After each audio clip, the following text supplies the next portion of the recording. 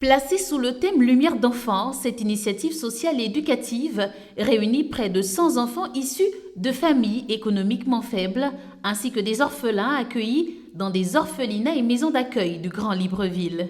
Elle a pour ambition de leur offrir des vacances utiles, éducatives et enrichissantes dans un environnement sécurisé et bienveillant. Organisé au centre d'accueil Tabita situé à 23 km de Libreville, ce camp de vacances se déroulera du 6 au 20 juillet 2026.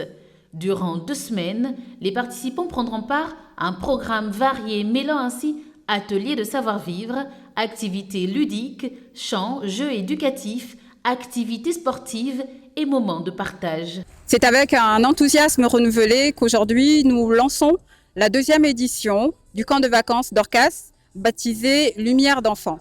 Nous recevons des enfants âgés de 7 à 15 ans, de tous bords.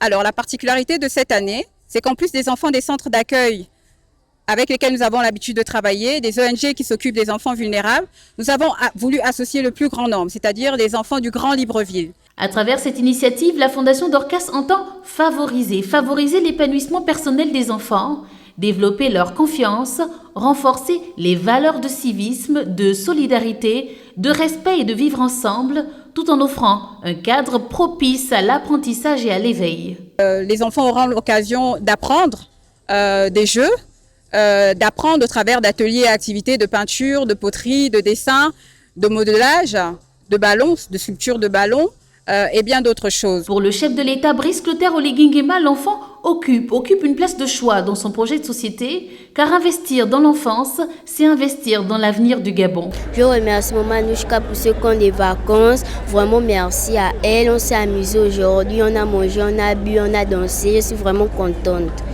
Ça me fait beaucoup plaisir parce que je ne m'attendais pas à ce que je vienne ici. C'était une grosse surprise pour moi.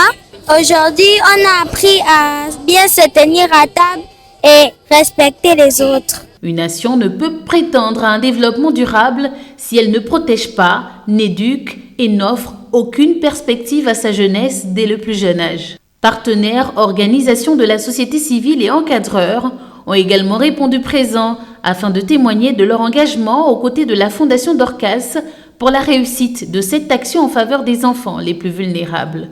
Je suis très heureuse d'être ici présente avec les enfants vulnérables de la décharge de Midoubé. Donc nous avons répondu à l'appel de la Fondation d'Orcas sur l'activité de camp de vacances Lumière d'enfants.